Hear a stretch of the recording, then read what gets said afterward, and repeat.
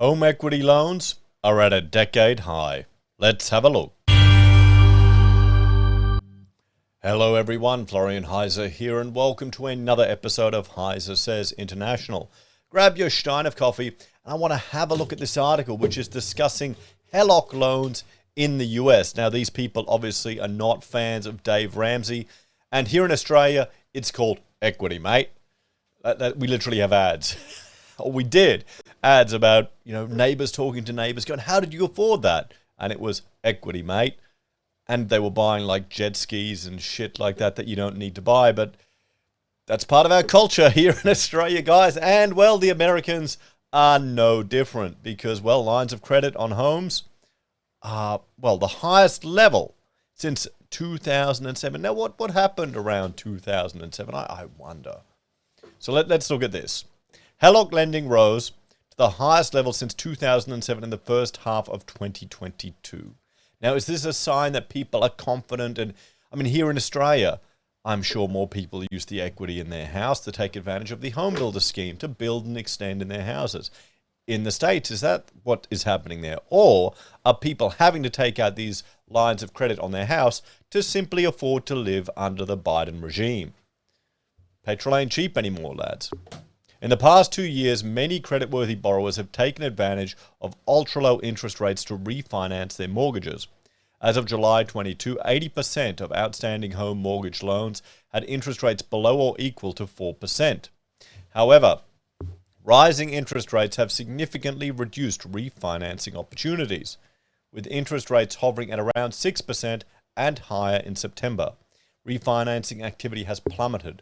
Instead, home equity lines of credit, HELOCs, and home equity loans are gaining popularity as homeowners seek to tap their accumulated equity. Equuty Mate.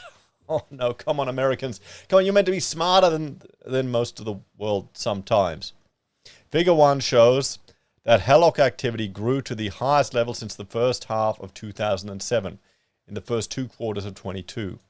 During that period, lenders originated more than 807,000 new HELOCs, totaling almost 131 billion. That's like entire. That's here in Australia. That's our entire tourism industry and iron ore exports combined. Wow, America's big. America's big. How much of that you reckon got shucked at crypto? How many people do you think took a home equity line of credit, borrowed some money on the home and threw it all on crypto and burned it away to nothing?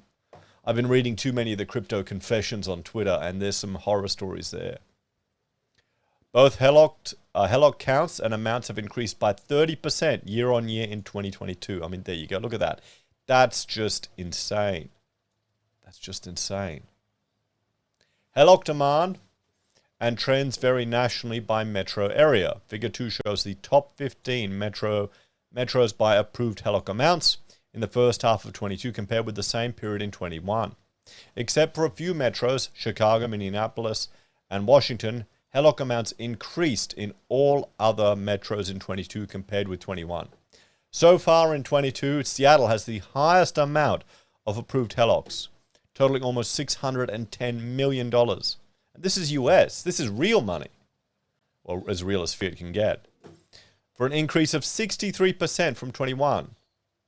Los Angeles followed with 606 million, while Phoenix ranked third at 504 million. In general, markets with the largest home price growth over the past 2 years were among those with the highest year-over-year gains in HELOC activity.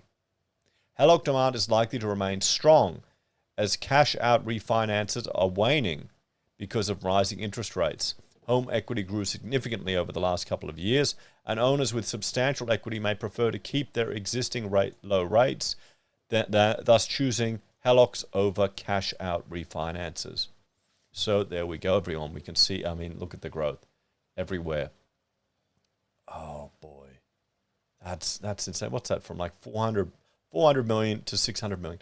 That is nuts, the growth that we're seeing here.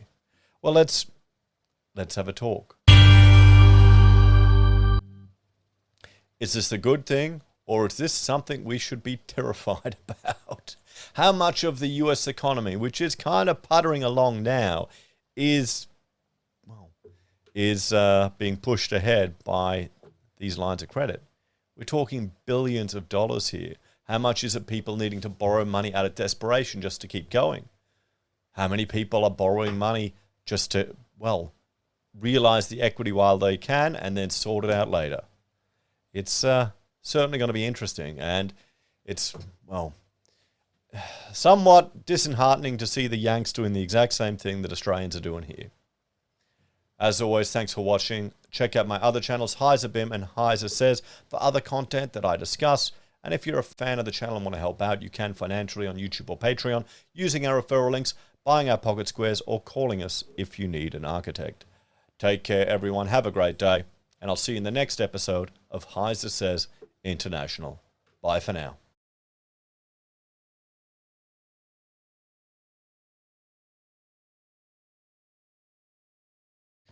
Maybe Australians need to step up and we need to catch up with the Americans. Come on, lads.